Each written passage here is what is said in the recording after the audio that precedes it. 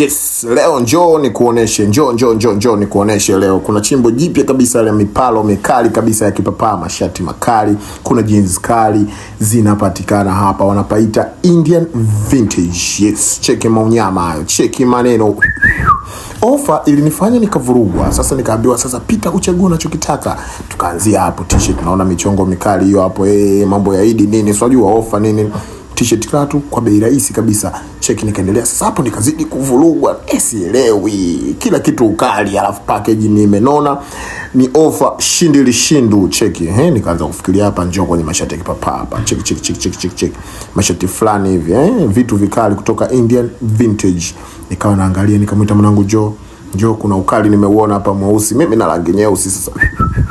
Hii hapo nimeiona, nikaitungua, nikabidi nijaribu. Cheki hapo. Kipapa imefiti hiyo hapo. Nikacheki na t-shirt fulani hivi. Baada ya kuchagua t-shirt imekaa kwenye shirt, unajua yes, fresh. Nikacheki na t-shirt nyingine, unyama ukao umekamilika. Chini nikatungua na jeans. Nakumbuka alikuja na suruali nyingine, nikabadilisha, nikapelekwa store. Sasa store nikatoka na ukali mwingine. Hapo vipi?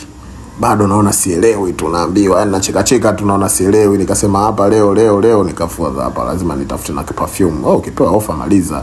Cheki na t-shirt nyingine hapo ukali, nikasema hii nikasheshe, hebu ni cheki. Basi bwana, ndo hapo nikakusanya vitu vyangu, nikawaambia watu hii zote ni offer, hivi vinapatikana hapa Indian Vintage. Kwa heri.